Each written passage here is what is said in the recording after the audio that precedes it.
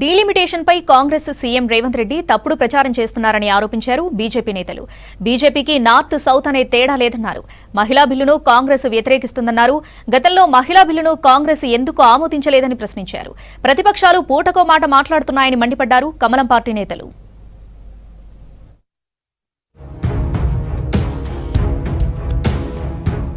Delimitation పై CM Revanth Reddy తప్పుడు ప్రచారం చేస్తున్నారని ఫైర్ అయ్యారు BJP state chief Ramachandra Rao.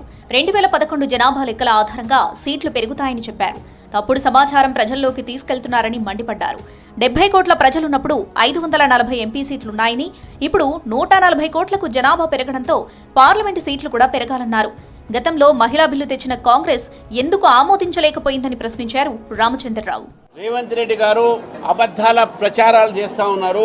Delimitation వల్ల ఏ రాష్ట్రానికి నష్టం జరగదు. డీలిమిటేషన్ జరగాల్సిన అవసరం ఉంది. ఎందుకనంటే గతంలో 70 కోట్ల జనాభానికి 543 పార్లమెంట్ సీట్లుండే. ఇప్పుడు 140 కోట్ల జనాభాకు కూడా 540 సీట్లున్నాయి. కాబట్టి ఇది పెరగాల్సిన అవసరం ఉంది. ప్రతిపక్షాలు పూటకో మాట మాట్లాడుతూ డీలిమిటేషన్ పై తప్పుడు ప్రచారాలు చేస్తున్నాయన్నారు బీజేఎల్పీ నేత Alleti Maheshwar Reddy. CM Revanth subject divert చేసేందుకు జీఎస్డీపీ అంటూ కొత్త నరేషన్ తెస్తున్నారని అన్నారు. ఎస్సీ ఎస్టీలకు జనాభా ప్రాతిపదికన సీట్లు పెరగాలంటే డీలిమిటేషన్ జరగాల్సిందేనని స్పష్టం చేశారు. ఈరోజు 50% సీట్లు పెంచి 850 పార్లమెంట్ సీట్లు పెంచడం వలన దాదాపు 80 మంది ఎస్సీ ఎస్టీలకు ఈరోజు పార్లమెంట్ లో ప్రాతినిధ్యం కలుగుతుంటే అది ఓర్వలేక చూడలేక కాంగ్రెస్ పార్టీ నాయకులు ఈరోజు 542కే లిమిట్ చేయండి, 850 సీట్లు పెంచొద్దు అని చెప్తుంటే ఇది ఎంతవరకు సమంజసమని అడుగుతా ఉన్నా. మహిళా బిల్లును కాంగ్రెస్ సీఎం రేవంత్ రెడ్డి వ్యతిరేకిస్తున్నారని విమర్శించారు బీజేపీ ఎంపీ లక్ష్మణ్.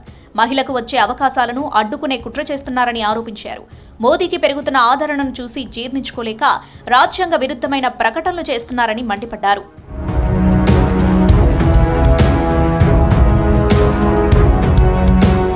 పార్లమెంట్లో బీసీ బిల్లు పెట్టి చట్టసభల్లో బీసీలకు 50% రిజర్వేషన్లు దక్కినప్పుడే మహిళా బిల్లులో బీసీ మహిళలకు రిజర్వేషన్లు లభిస్తాయన్నారు రాజ్యసభ సభ్యుడు are Krishnaiah.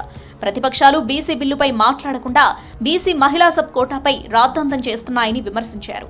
Hyderabad Basheerbagh press club లో జాతీయ బీసీ సంక్షేమ సంఘం సమావేశంలో పాల్గొన్నారు. బీసీ బిల్లు పెట్టి చట్టసభలో బీసీలకు 50% రిజర్వేషన్లు పెడితే ఆటోమేటిక్గా బీసీ ఉమెన్స్ కు సబ్ కోటా వస్తాయి 50%. బీసీ బిల్లు లేకుండా బీసీ మహిళలకు సబ్ కోటా రాదు. ఇది టెక్నికల్ అంశం. మన బీసీ సంఘాలు ప్రతిపక్ష పార్టీలు కూడా ఇది గమనించి మీరందరూ బీసీ బిల్లు గురించి మనం పోరాడదాం. ఆదిలాబాద్ ఎయిర్పోర్ట్ నిర్మాణం కోసం 434 ఎకరాల భూమిని సేకరిస్తున్నట్టు తెలిపారు ఆదిలాబాద్ ఎమ్మెల్యే పాయల్ శంకర్. ఎయిర్పోర్ట్ నిర్మించే ప్రాంతంలో హెలికాప్టర్లో స్పెషల్ సెక్రటరీ వికాస్ రాజ్తో కలిసి ఏరియల్ సర్వే నిర్వహించారు.